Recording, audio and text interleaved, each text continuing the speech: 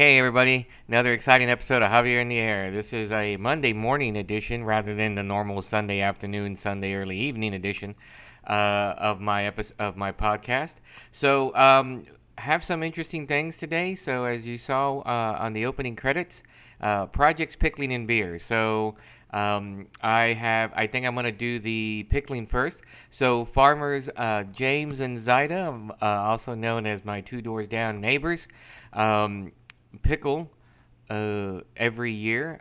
James uses his mother's recipe, and so he decided to grace us enough this year to actually show a video of him doing the pickling. Thanks to camera woman Zaida for doing the camera work for him. And so I thought this was really good. These are really fantastic pickles. I've never heard anybody not like them, even people that aren't pickle lovers.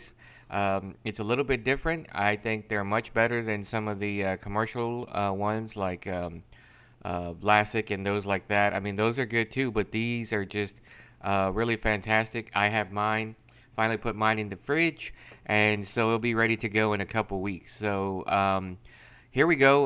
Let's watch James tell you all about the pickling that he's doing. Take it away, James. Go. Hi, this is James Pavlovsky, the urban farmer, and today I'm going to talk about canning cucumbers.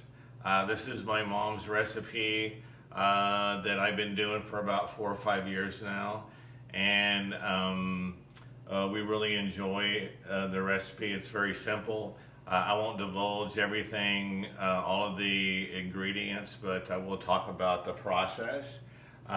When we start out, we have to go through a preparation piece, and part of that includes taking all the cucumbers, and I purchased these from Flint Farms close to Seguin. This is actually 15 pints here. So I go through, rinse them off, wash them, drain them, and then I have a drying table over there that I'll show you. The second part is sterilizing the lids and the jars. Easily just heat the water up just below boiling, and then remove the jars and then let them dry. I put the lids in there. So I usually do 4 at a time. The third part of the prep is making the solution that the cucumbers actually set in the jar, and it's pretty basic. It's just a combination of sugar, distilled white vinegar, which I get from HEB.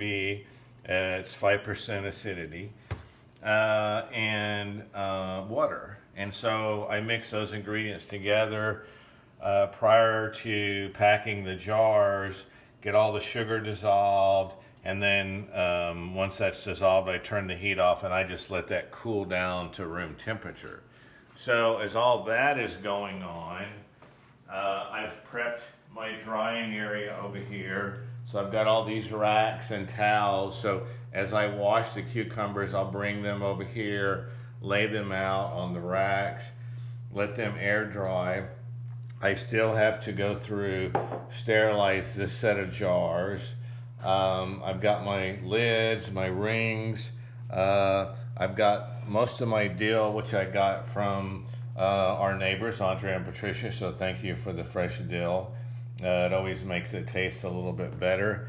And then I've already cleaned and prepped all of my garlic cloves. The garlic cloves, I usually do 2 or 3 per jar. They go in whole.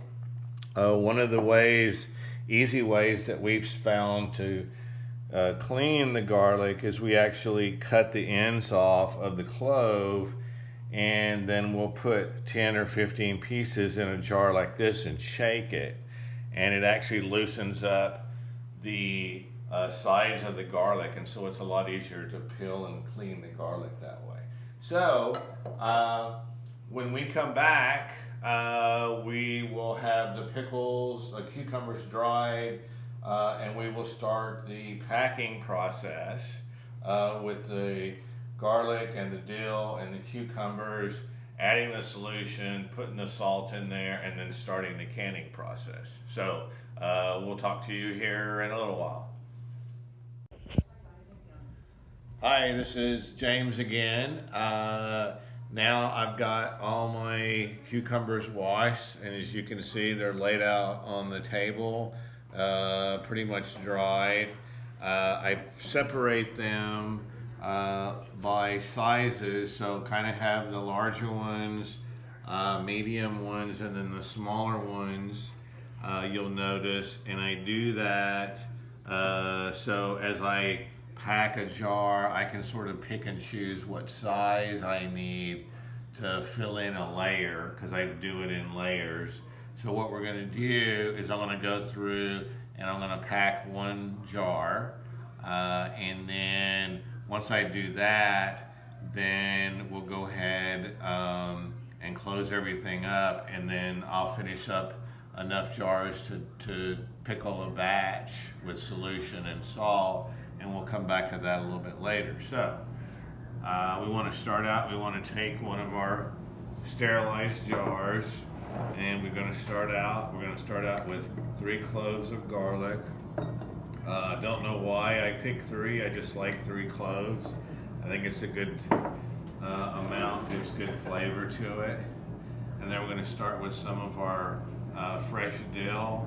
And the dill, you don't have to cut it up. You don't have to really do anything specific with it.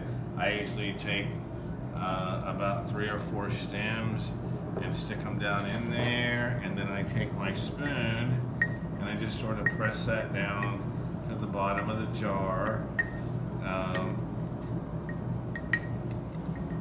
And then once I get all of that pressed down in the jar, then what I want to do is I'm going to start on my first layer, and my first layer is usually some of the larger cucumbers, because I usually start out large on the bottom and then smaller ones on top. Since you can see there's not always a lot of space after you fill in the bottom.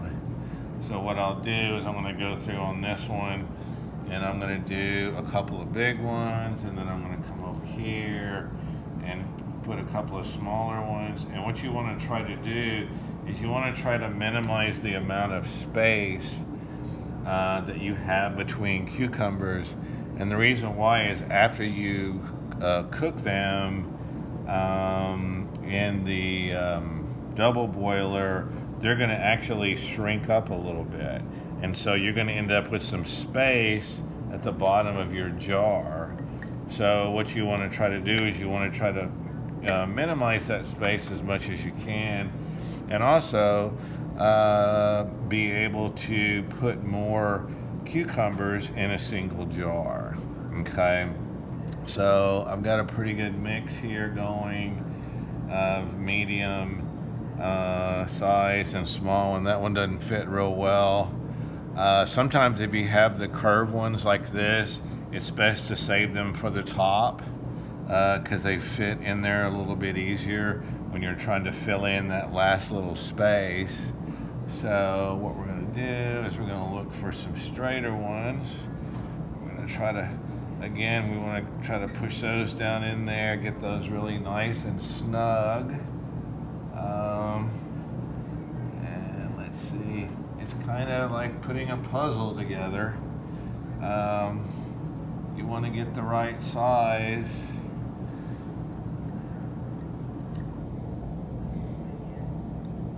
For the jar, and as you can see, you want to kind of look at your jar. Don't have a lot of space in there on that first layer, and the first layer is usually the easiest. As you get into the second layer, what you want to try to do is you're going to tend to stick with the shorter cucumbers, because you don't really want to go above the bottom part of this ring right here. The neck part, you want to stay below that, because you're going to be filling that up with your solution. So what I'm going to try to do here is I'm going to try to just sort of start putting these in, and I might be able to get a little bitty one down in there. let's get my wooden spoon, kind of push that down in there, snug that one down in there, kind of fill in those little loose spaces. And then at this point, I've got it pretty flat right there. So we're going to kind of start looking for some of those curved ones that we can use to fill in the top part. Okay. And sometimes you've just got to kind of go back and forth until you find the ones that fit. And of course, everybody always wants a little pickle when they get the first one off the top, so I usually try to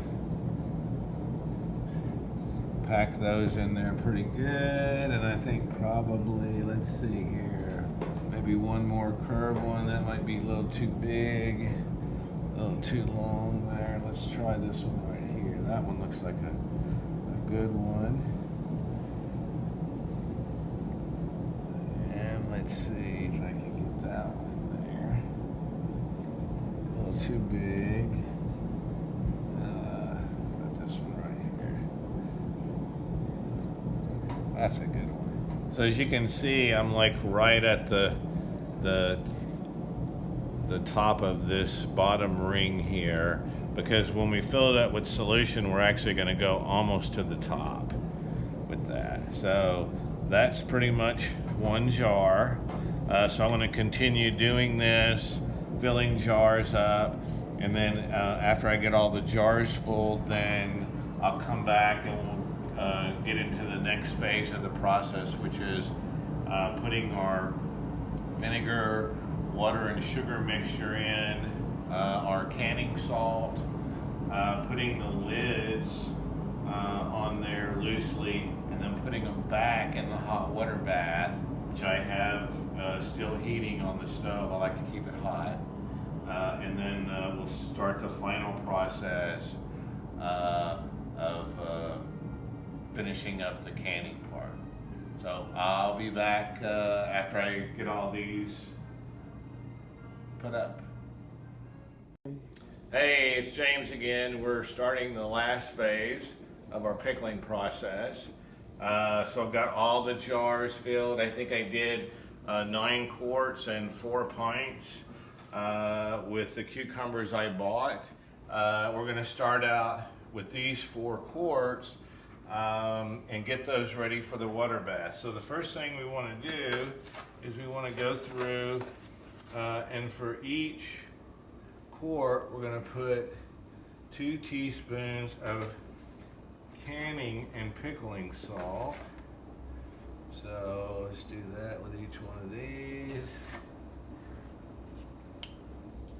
I want to put that right on top.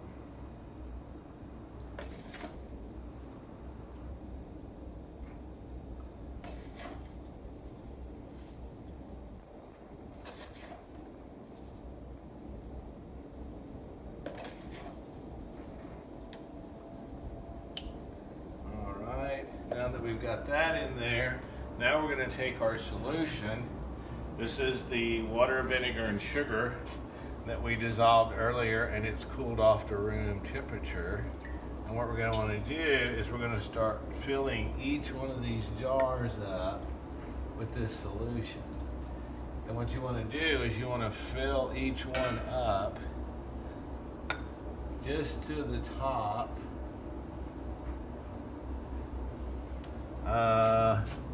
Just below the top of the jar. And let's go ahead and get the other ones. We'll fill those up.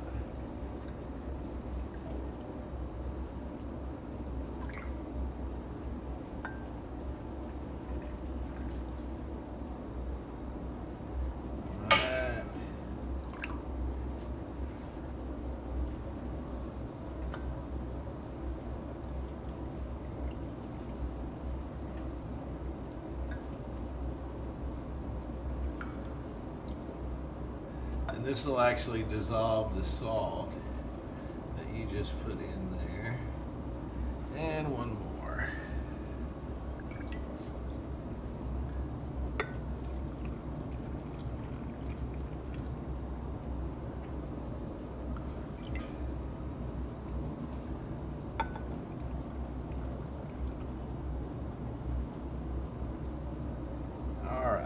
that we've got that in there, then what we're going to do, we're going to take our lids, and I like to kind of dry off the top around the edge because I always spill a little bit on it.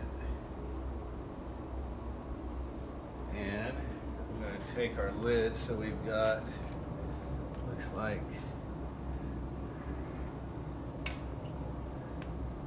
two small ones and then two large ones.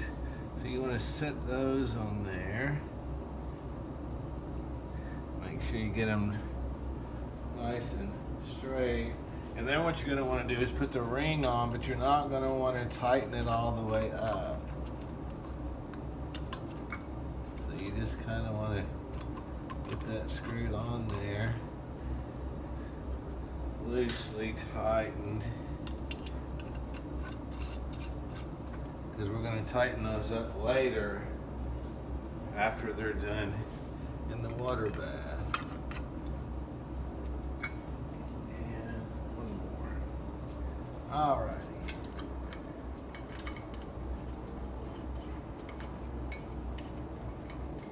Now, once we get those, now I've got this water bath going here. The water's fairly heated up, and so what we're going to want to do is take each one of these jars and we're going to put it down in the bath. And you really just want to get it to a point to where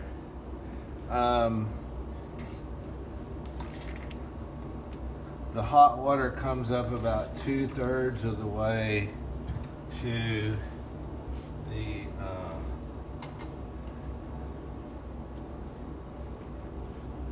the jar. So you got to kind of compensate as you put these jars in there. And by the way, having one of these jar pullers, carriers, is definitely a must. So you can see I've put 3 jars in there, and it's getting pretty full, so I'm going to take a little bit more water out. And I always sort of keep this backup pot going. And we're going to take this last one. We're going to come over here and see. Oh, it's going to be a little too high. So, I'm going to take a little bit more water out. Let me pull one of these jars out, make it a little easier. There we go.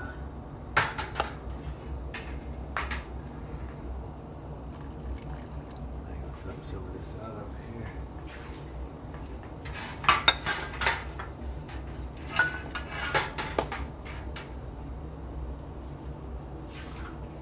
Alrighty, and let's get our last jar now. Put that one in there. And as you can see, the water is now right just about at just below the ring. So we've got the heat on medium.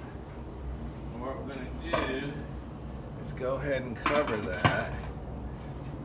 And we're going to start heating that. And what we're looking for is we're going to kind of bring that water to a boil and then turn the heat back down.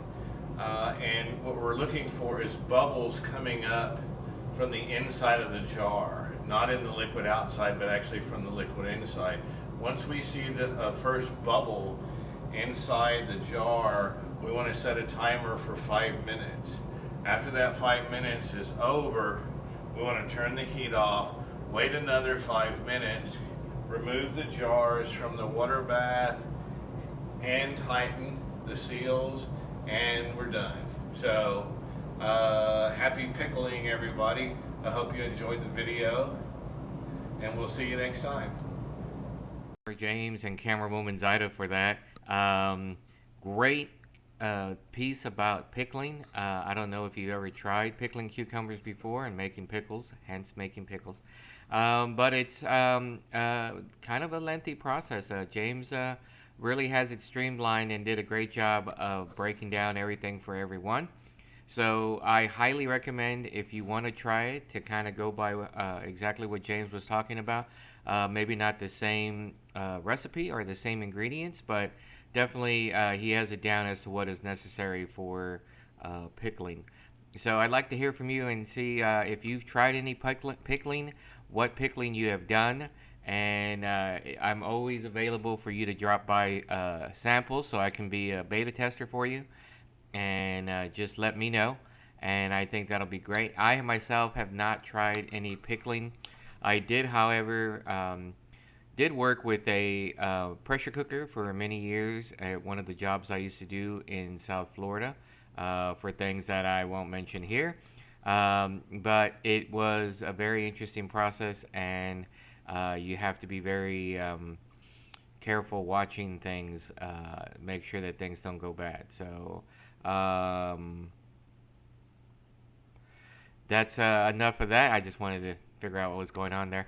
So I've gotten some good feedback from some people about what I'm doing here, and as of right now, they're like, "Oh, so you're basically just doing a vlog for you and your neighbors because we're not seeing a lot of you haven't been interviewing a lot of people this year." And I think I want to thank those individuals for their feedback. I appreciate it. I do.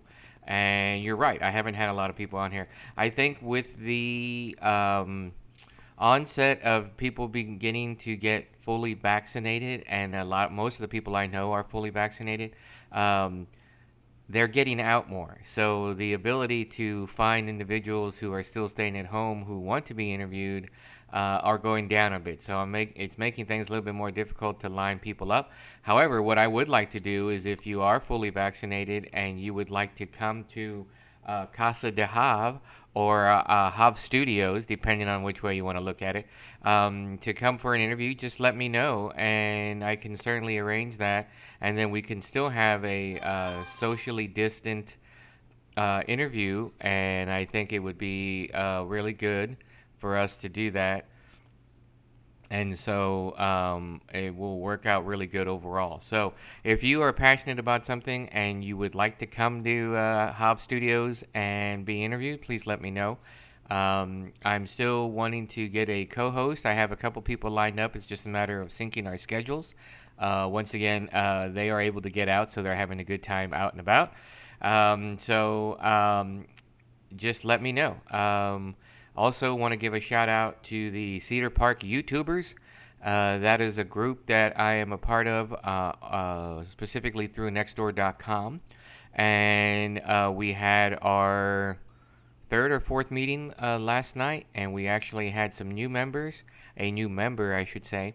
Had some really great talk, and so if you are wanting to start a YouTube channel and you live in the Cedar Park area, then please look up Cedar Park YouTubers on the Nextdoor.com, and we can talk there. It's also mainly about just getting feedback from individuals, but also it's about um, how to well, some of the talks we have is about revenue streams and what you can do to monetize your YouTube channel. Now, I myself am not monetizing this channel in any way, shape, or form. Perhaps I should to see if I could get more subscribers. But it's really about, for myself, it's really about just having fun and passing on some of the things, tips and tricks that I've learned about how to do podcasting in this day and age, and hopefully share that with people who are trying to get their channels going. In fact, the new member we had come on to the meeting last night would like to start doing a cosmetic YouTube channel where she can talk about her podcast and what she's going to do, and talk about cosmetics, specifically like tattooing of the eyeliner and that sort of thing. I'm not familiar with any of that at all, so forgive me if I get it wrong. But it was very interesting. We got to talk to her and her mother.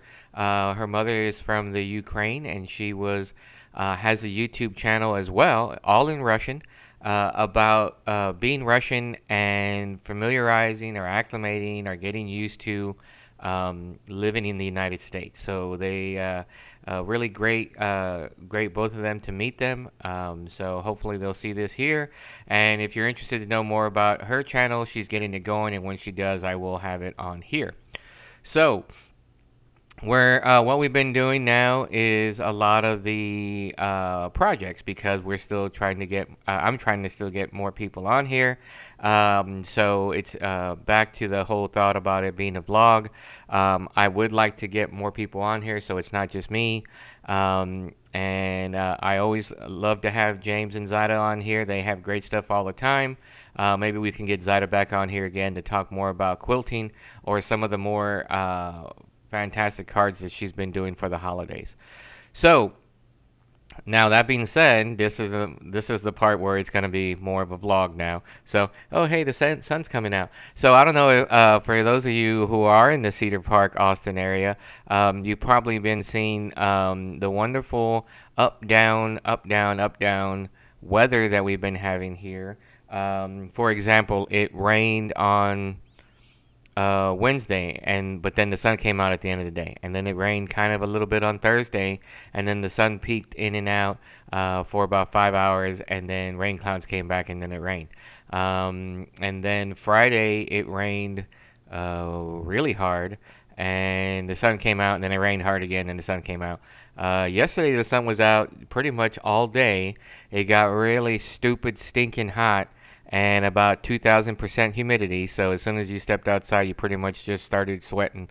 And so all that. And then today it was rainy. It was raining up till about 30 seconds ago. And now you can see, I don't know, let me see if I can point the camera, but now the sun has come out. So let me see if I can do this. So you see, as the camera adjusts itself, you can see that the sun is now coming out. But if you look on the other side, which I think, excuse the mess of my house, as the camera starts to adjust for that lighting, you'll see outside that there's a lot of clouds, dark clouds on that side of the house. So it really is just a crazy little bit of what's going on here. Oh, as I lose my camera. It doesn't like me doing that, but that's okay. There we go. So, and then I cut that light behind me so I can get a little extra lighting on here. So, this is the weather that we've been dealing with probably the past 3 weeks. So the upside is that all the nutrients and minerals and probably pollution that you find in rain is doing gangbusters for myself, for Farmer James and Zyda, and for all you other urban farmers and actual just suburban, not suburban, your rural farmers out there. The rain seems to be letting everything grow gangbusters. In fact, I cut the grass probably 10 days ago, and I had to cut the grass again yesterday or Saturday because of um, the amount of rain that we're getting. My front yard was literally flooded. Had about an inch of water just sitting there for about 5 to 6 hours on Friday. So with that, now what that means is that we're getting fantastic growth out of our vegetable gardens and our fruit gardens. And so if anybody would like to send photos of how well the rain has helped out your gardens, please send them to me. In the meanwhile, I'm going to show you some of the projects that I'm doing, some of the farming that I got going on finally, and some results of my first true harvest. So let's see a little bit of that. Okay, so here we are with the farm project. It's looking really good. Thanks to Farmer James and Zyda for telling me when approximately I should be picking the onions and the beets. So here are the onions. It's about to rain, so I'll go as fast as I can. Here are the onions that I pulled. You see how long the stalks are, and they're looking really good. I'll wash them and show them to you, and then I'm going to go ahead and pull. So what I've been told is that when the beets start showing up, like you see here, they start pushing out from the ground. themselves, that's when you know it's time to pull them. So there's a nice beet. I'm not going to pull these. These are still looking good. I'm just going to pull this one over here though, because it is looking huge, my friends. And you can see that it's showing up. So I'm going to pull this one because this is ready to come out. And you see, oh, there's some little ones. They're still there. So I'm going to put those back. And that's a good beet. So that's my harvest. 2 good beets and some onions. Looking good. So here we are with the beets, the 2 that I pulled after I washed them. You can see that nice golden color of them, hence the golden beets that I talked about originally when I planted them quite a few episodes ago. So looking pretty good. These are going to go on my salads, and I might just steam one to see how it goes. Here are the onions, which I got a really good harvest out of the onions. There's 7 of them. One of them is looking kind of tiny, but they're good. I added them to again to some salads, and then I also cooked them up with some ground beef, and they turned out to be really fantastic. I hope you liked them. All right, so there, and the sun's coming out a little bit more now. It still looks dark on the other side, so very interesting, of course. But that's Texas weather for you. So really great. Speaking of Texas weather, those were some great results that I got from my first harvest. As I look out, I can still see the beds there. Glass is a little dirty, but the beets are still coming along well. Again, if you haven't grown beets before, they start pushing themselves out of the soil, and that's when you know they're ready, as you saw in the video. And the onions are just growing like weeds. They're fantastic. In fact, I plan to get quite a bit more of onions out. I will probably, and like anything else, the longer you let them grow, the better it will be. I'm also, and of course that fell. I'm also working on my grapevine, and I can see that the frame has fallen. But I have a plan for that. I extended the grapevine bed because it is growing like gangbusters, so I need to go fix that. Again, probably from the hard rain and wind that we got last night. So I'm going to give you your Zen moment, something I've been trying to do the past couple episodes. Put some nice music to it so that you can enjoy a quick hiatus before you come back and see me, and we get to the beer part of the show. So here's your Zen moment, showing off my garden and backyard that I've been doing a lot of work on.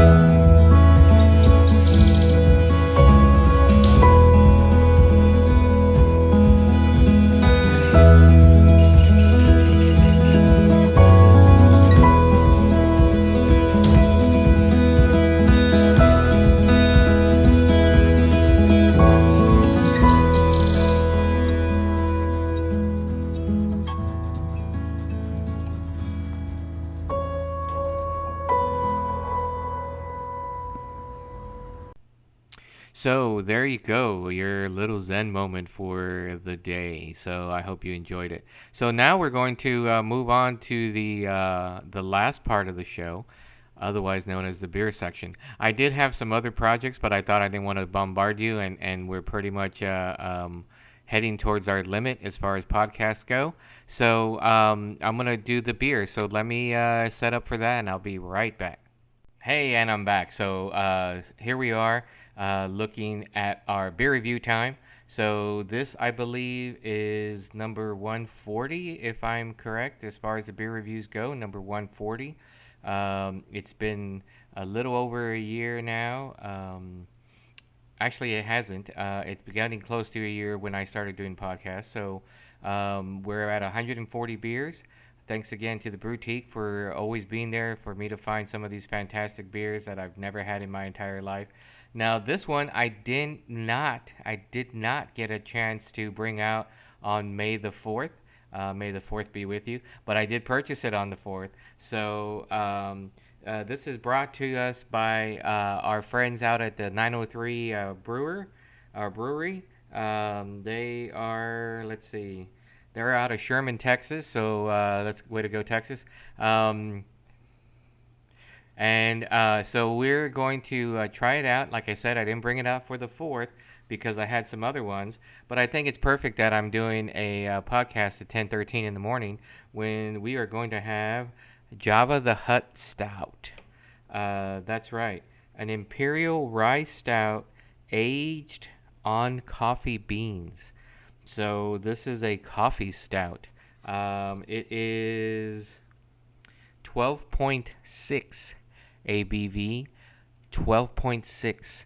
So let me see if I can see that there. 903 Brewers, Java the Hutt Stout. And you see that. I see if I can get it. There you go. Imperial Rye Stout, aged on coffee beans. So again, a 12.6. This is not something that you want to shotgun. I am a part of a good group called Beer TV on Facebook. Look them up. They have some fantastic memes, and they also have pictures of beautiful people drinking at different locations around the country, even some around the world. And you can see some fantastic beers and some great memes. So check them out. But there is a young lady there that shotguns a beer every now and then, and I don't think this is something that you would ever want to uh, shoot shotgun. So, but I'm gonna drink it myself here. I'm gonna consider this for me a breakfast um, beverage, if you will, since it is a coffee stout. And I'm gonna go ahead and pour it and see what we get. So here's my glass, and I have to look at the beer this time because if I look at the camera, it's mirrored, so it doesn't. I always wind up pouring wrong. So here we go, a beautiful dark black chocolate look to it. You can see if I can get it so that you can see. There we go. That's what I'm looking for. So it looks good. Let's see how it smells. Dark and chocolatey. Definitely a little hint of the rye for sure, and then you get that dark, pungent blast to your nasal cavity. That is what you get when you have a strong coffee. So smells really good. I said chocolatey, but it is. Coffee beans do have a chocolate kind of scent to them, aroma, if you will. I find anyway, and if you don't agree with me, you can let me know in the comments. Thank you very much.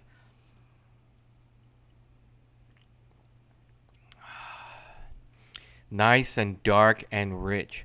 Um, it is almost like a straight up cold brew or cold press coffee.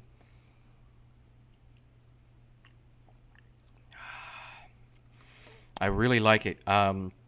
It's great on the coffee beans. Now, as far as the stout goes, you don't get much of the normal taste and that you get from a stout. You get a little bit at the end, but it's more about in my opinion, it's more about the coffee bean taste than the fact that it's a rye stout or imperial rye stout. Definitely really good.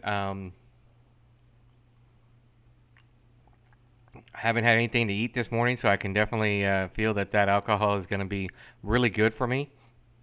Again, 12.6, you can't go wrong with that. Um, and it's a great can.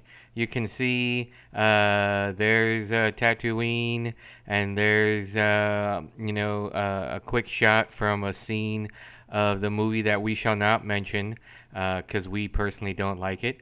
And then you can see, of course, you got to have the Death Star there. And again, the folks out at 903. So great beer. It's not a little beer. It's in the big can. See as I pull back, so it's a big can there. I will be drinking and finishing this today. I'm gonna go ahead and give this 8.5 thumbs up. Fantastic. It's great. Once again, Java the Hutt Stout. So I gotta have some more of this. So I want to thank everybody who is watching today. I want to mention that today is Memorial Day, so I want to give thanks to all of the military service members, men and women, who served in various areas of the military who have passed, who were defending our country. Thank you for that, for your service. And so it's not just about me having beer and having a good time here. It is Memorial Day, so if you have a chance to remember those who have gone on before us, please do so. And if you have any comments or thoughts about my podcast, feel free to direct message me, leave them in the comments below, or get a hold of me any other way. Carrier pigeon, smoke signals, whatever works for you. Also, I'm always looking for more people to interview, so if you're interested and you're passionate about something and you would like to talk to me about it, feel free to send me a message as well. I am going to probably go back to having socially distanced, but still having people in Hop Studios for interviewing, and that'll be great. It's been actually the entire time. I don't think, except for the panels, I don't think I've actually had anybody in my studio to actually do it. So it'll be great.